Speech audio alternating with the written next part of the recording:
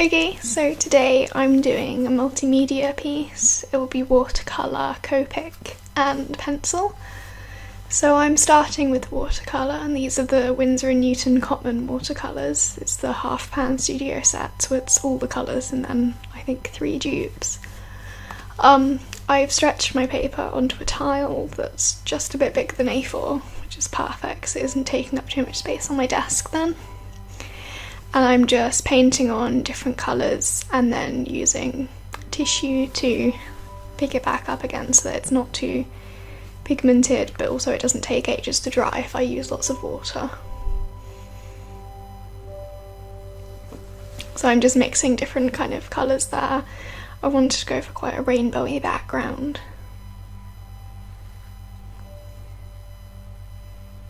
And just letting them all overlap over each other, but not too much. Obviously I don't want it to get ridiculously muddy, but I don't care too much if it's a bit muddy. It's the background, it's not a big deal, and if I want the rainbowy colours to be there without them being in perfect rainbow order, there's going to be a little bit of muddiness.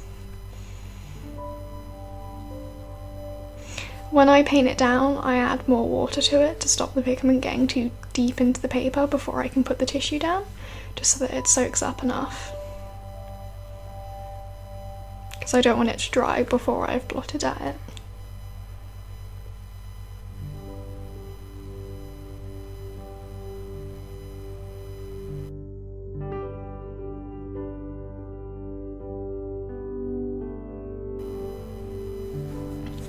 I do try and leave a gap in the middle because I'll be drawing someone there. I've already done a digital sketch of it, and you'll see in a minute that I've printed 2 copies of this digital sketch. One will be for doing the line art, and the other one I've used my craft knife to cut out, that I'll then put in the middle of the piece so that I can see where not to paint, basically, because I want it to be as plain as possible behind there, because obviously I want the colours I put on top to be true to colour.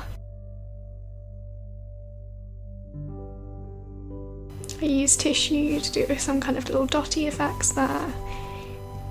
Now I'm adding a yellowy bit at the top.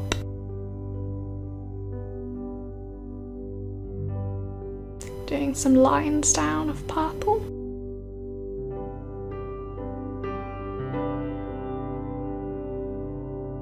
Some more lines in blue.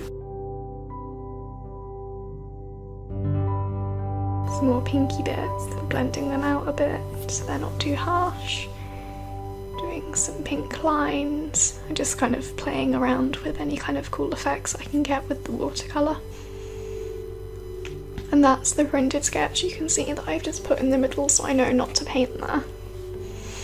I'm just adding more depth into the background. The background does get a lot of work because I really like the look of the built-up watercolour. You can see the lighting's changed because this took me a while.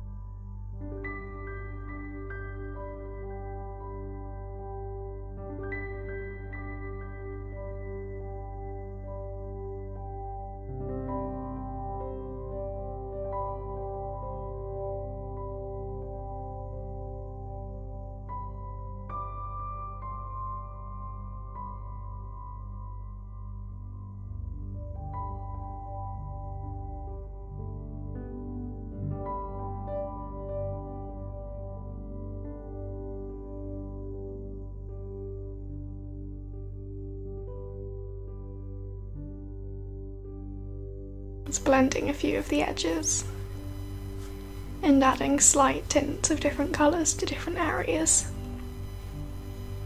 And then I'm just smoothing out the edges around where the sketch was taped on. I just used masking tape for that to make sure that it wasn't going to rip the paper.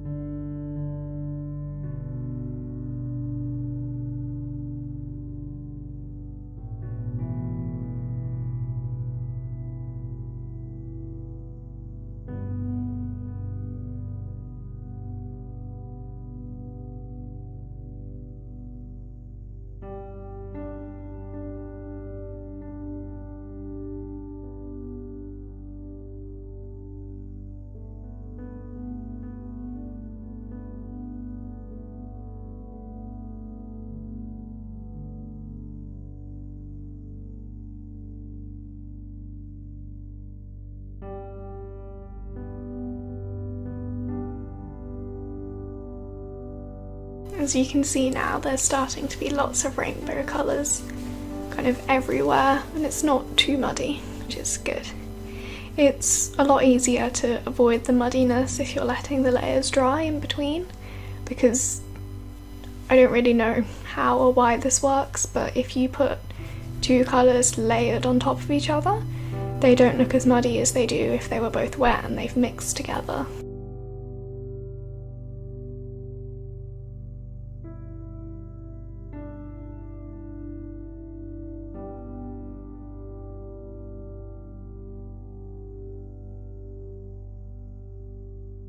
Now I'm just using a pin to kind of etch in different leaves and vines and such. This didn't, when you put watercolour over that then darkens, but this didn't work too well because I was using such light watercolour to try and not affect the rest of the colours, so I end up going over that later on. But at the moment it still does show up, just not strongly as I'd like, so it kind of works as almost like a sketch.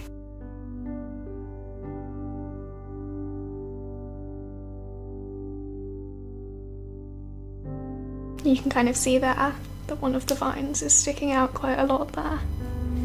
Some of the other bits don't look as bold, especially not on camera.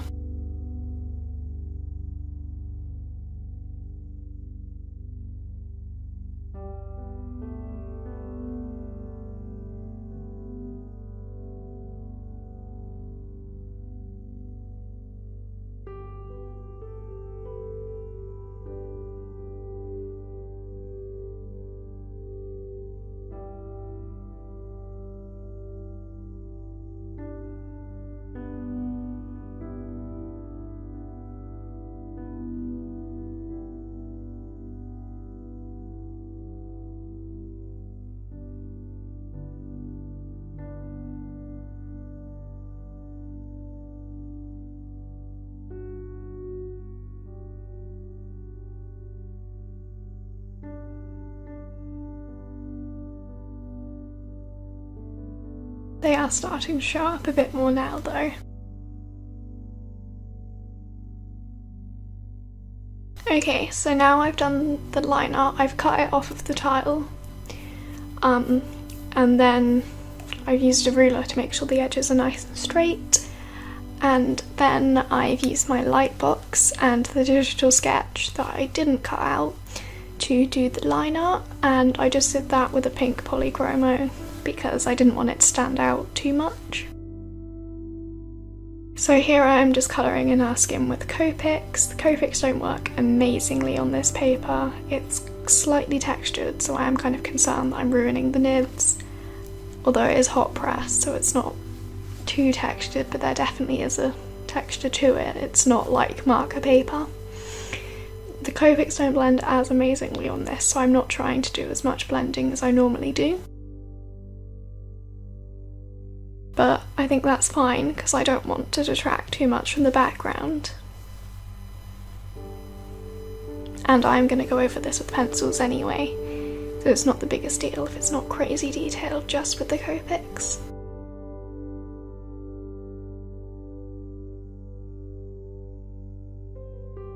It does bleed a bit, but the Colours blender works well with it too. So for the bits it has bled out of, I've just pushed that back with the Colours blender.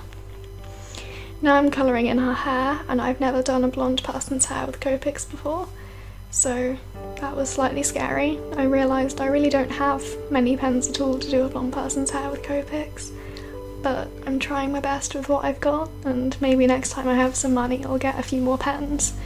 So I don't really have a huge amount. I think probably around 70 or so, and obviously that sounds like a lot, but they weren't bought with the blonde person's hair in mind, so there aren't that many colours. There was 3 that I could use for this entire hair, and I normally use like 10 colours, and they didn't really seem perfect for it, but it's what I have. It didn't turn out too bad in the end.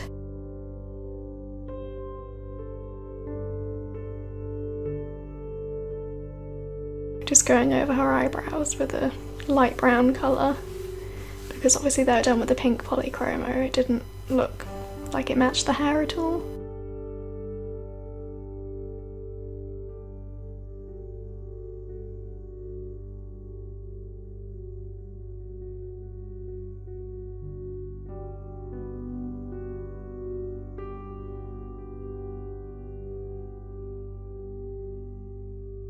Now I'm colouring in her dress. Again, with this dress, I didn't really have the perfect colours for it, so I kind of mixed two colours that didn't really look like they went together, but it worked out in the end.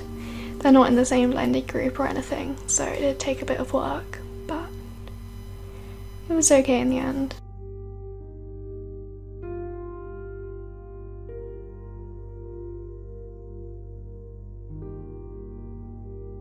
Because they weren't in the same colour family, it did take a lot more for these to blend.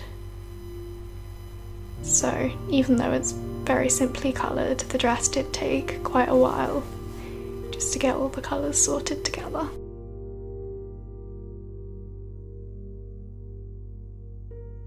Now I'm going in with the Polychromos and I'm just adding more detail into everything.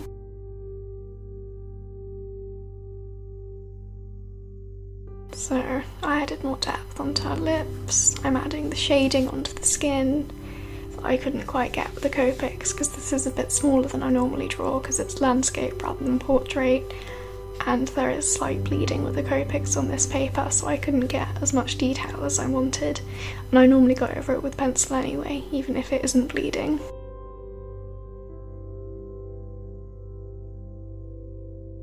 I'm just sorting out the hair because it does look a bit of a mess.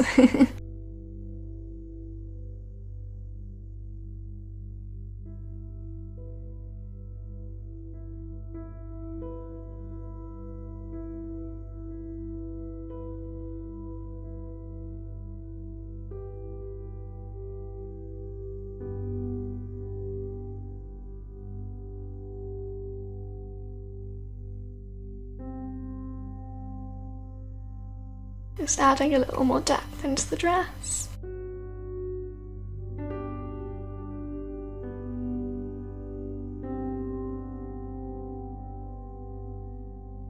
And now I'm going over the areas that I scratched with the pen, not with the pencil, with the pin, and this is with the pencils obviously still, and I'm adding a bit more detail in as well, just until I think there's enough.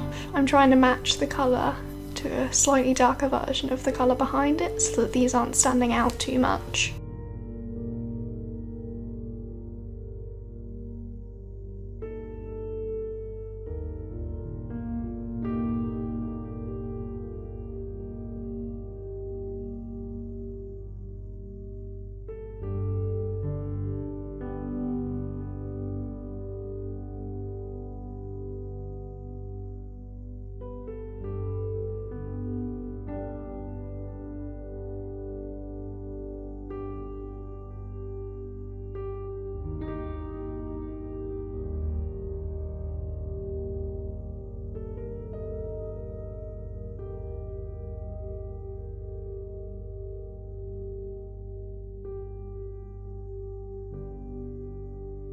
So that's the finished piece, and I think this is probably the first time that I've done a piece in this kind of style, and I'm really happy with it, and I'll definitely be doing more. Obviously there are improvements to do, but overall with the style I really like it and I'll definitely repeat it.